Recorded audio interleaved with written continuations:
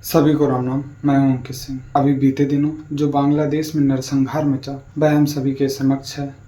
कैसे हिंदुओं के विरुद्ध वहाँ पर उन्हें परेशान किया गया, प्रताड़ित किया गया, और कई एक वीडियो ऐसे भी वायरल हुए जिसमें उन्हें इतना प्रताड़ित दिखाया गया कि घर से निकाल के लोगों को वहाँ पर मारा गया। बांग्लादेश के प्रधानमंत्री शेख हसीना ने जब इस्तीफा दिया उसके बाद यह नरसंहार की स्थिति हिंदुओं को झेलनी पड़ी। वैसे हम अपने देश के नेताओं की बात करें तो आधे से ज़्यादा लोग छोटी छोटी सी स्थितियों को उठाने वाले होते हैं, लेकिन ऐसी स्थिति जो कि बहुत ही भयावह थी, ऐसी स्थिति में अधिकतर नेताओं ने चुप्पी साध ली। कुछ ही ऐसे नेता थे जिन्होंने इस बात को दमखम से उठाया और इस सच्चाई को बहुत ही निडरता के साथ कहा कि बांग्लादेश में हिंदुओं के साथ गलत हो रहा।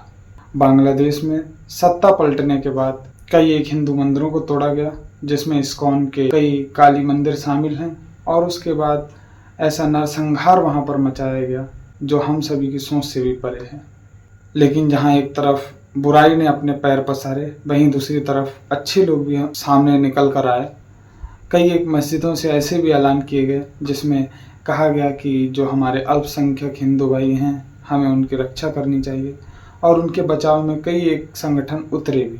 और जब दो बड़े हिंदू नेताओं की बांग्लादेश में हत्या हुई तब उसके बाद सेना के द्वारा हेल्पलाइन नंबर जारी किए गए और हिंदुओं से विशेष अपील की गई कि यदि कोई समस्या हो तो वह सेना के नंबरों पर संपर्क करें।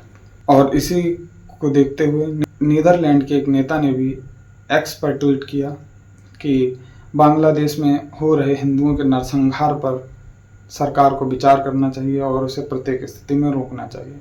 और इसी बीच जो हिंदुओं पर नरसंहार हो रहा था उसमें बांग्लादेश में जो हिंदुओं ने प्रदर्शन किया उसका भी एक वीडियो वायरल हुआ। वहीं दूसरी तरफ जो कुछ उग्रवादी और ऐसे लोग जो उनका सिर्फ और सिर्फ देश को विकास को रोकने से मतलब रहता है, उन्होंने मारपीट की और कई एक ऐसे अन्य कृत्य किए जो अत्यंत घिनौने। उसके बावजूद भी हिंदुओं ने जो बांग्लादेश में प्रदर्शन किया वह अत्यंत शांत भाव से था। सिर्फ और सिर्फ राजधानी में खड़े होकर हिंदुओं ने जय श्री राम और अन्य नारे लगाकर शांति प्रिय प्रदर्शन किया।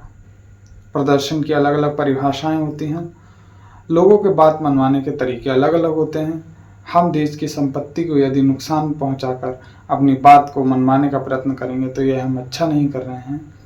यह अत्यंत बुरी बात है कि हम अपने ही देश की संपत्ति को नुकसान पहुंचा रहे हैं। बांग्लादेश में हो रहे हिंदुओं के नरसंहार पर आप भी अपनी राय कमेंट्स के माध्यम से अवश्य रखें। फिर मिलेंगे किसी नए टॉपिक के साथ, तब तक के लिए नमस्कार। अपना कीमती समय देने के लिए बहुत बहुत धन्यवाद।